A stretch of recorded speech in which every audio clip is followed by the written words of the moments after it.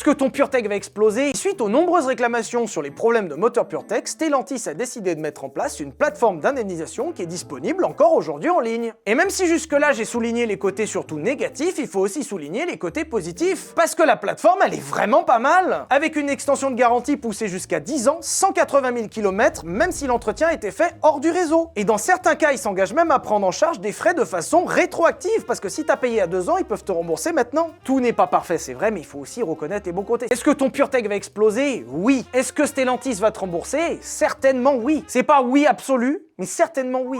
Est-ce que je peux acheter un PureTech? Parce que le souci principal qu'a connu le moteur PureTech, en plus du fait d'être pas fiable, c'est que les gens savent qu'il est pas fiable. Et quand tu vois le prix de certaines annonces sur internet, oui, le prix descend. Et ce désamour dans le moteur PureTech, aujourd'hui, se retrouve dans le prix des voitures d'occasion. Et aujourd'hui, sincèrement, tu peux faire des affaires de fou furieux. DS7 Crossback, c'est-à-dire le top de la gamme DS, 2019, 140 000 km, 12 000 €. 208 de 2018, 64 000 bornes, 8 000 €. Une C4 PureTech de 100 000 km à 5 000 €. Et c'est pour ça que je vous pose la question, pardon, parce que t'as des voitures qui sont quasiment offertes. 2600 € la bagnole de 2018 qui pue un peu, 2600 balles. Et pour 2600 balles...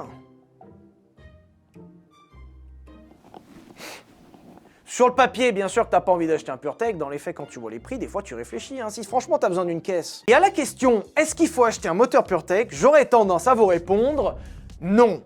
Mais, vu que ça fait quelques années que les moteurs PureTech existent, on a quand même un peu de recul et on a confirmé qu'avec des vidanges beaucoup plus régulières que préconisées par le constructeur, on arrivait à réduire fortement les probabilités de casse moteur. En plus de ça, la plupart des modèles présents sur le marché aujourd'hui ont déjà eu le rappel constructeur, donc ont déjà eu des pièces renforcées. Alors c'est pas une preuve absolue que ça va pas casser, mais c'est un plus. Et en plus de ça, la plupart des moteurs PureTech ayant déjà pété une fois, la plupart des voitures se retrouvent avec un moteur PureTech changé, donc un moteur PureTech renforcé. Donc un moteur PureTech qui, encore une fois, peut casser, mais c'est moins probable. Et si tu cumules tout ça à une garantie qui a été étendue et une prise en charge qui est même aujourd'hui rétroactive, dans les faits, acheter un PureTech aujourd'hui, c'est pas débile non plus. Est-ce que c'est risqué? Oui. Est-ce que c'est débilement risqué? Non. Est-ce que c'est pas cher? Ouais. Ouais.